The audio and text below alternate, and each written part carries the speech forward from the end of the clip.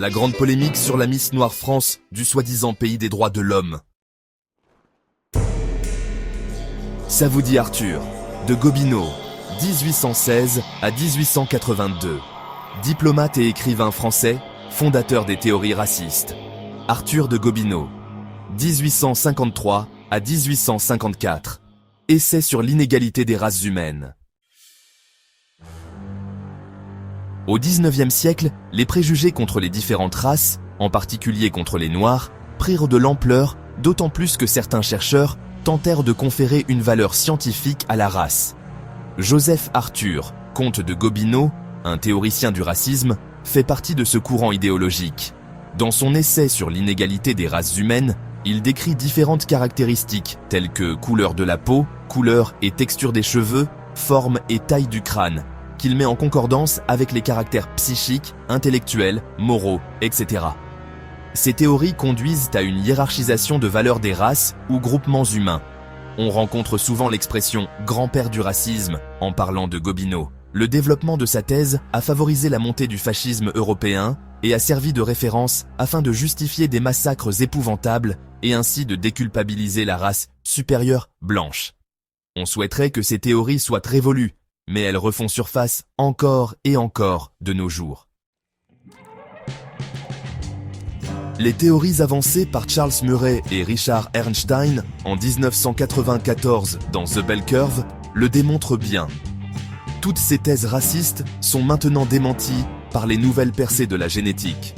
Le projet du génome humain a révélé que ce que les gens considèrent comme des différences raciales ne constitue que 0,01% des 35 000 gènes estimés qui constituent le corps.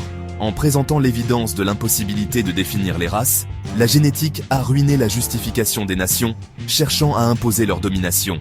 Voilà donc un pays où des journalistes et des animateurs télé sans vergogne viennent moquer une Miss juste parce qu'elle a la peau noire. Écoutez ceci.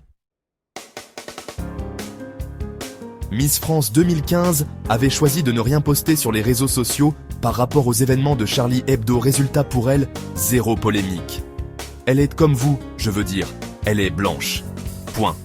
Miss France 2015 avait choisi de ne pas poster sur ces événements par respect, parce que c'était plus sage. Résultat, zéro polémique.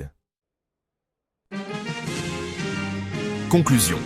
Miss France 2015 ne s'était pas prononcée en interview sur Charlie Hebdo, zéro polémique. Miss France 2025 ne s'est pas prononcée en interview sur Charlie Hebdo, non polémique historique de suite. Alors j'ai une question. Pourquoi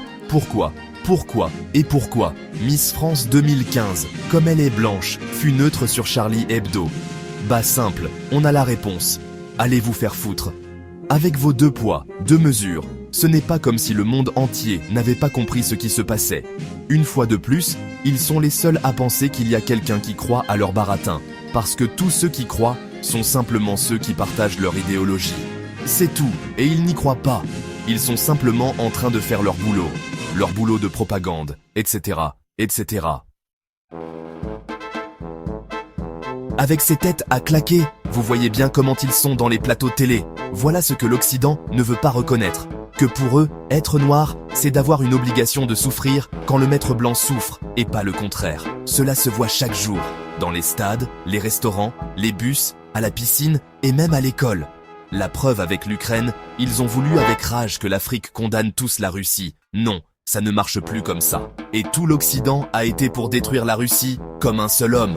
Et voyez juste avec la RD Congo, nous vivons cela chaque jour ici en Afrique. Les médias occidentaux n'en parlent pas, cela ne fait pas partie de leurs prérogatives. Que non, ils n'en ont rien à foutre. Juste que ce qui concerne l'Africain ne fait rien à l'humain, d'après Emmanuel Macron. Alors chers frères et sœurs, l'heure est grave. Voilà la vérité, et ne soyez plus dupes. Prenez vos responsabilités. Voilà ce que j'avais à vous dire et à partager avec vous. Dites-moi en commentaire ce que vous pensez.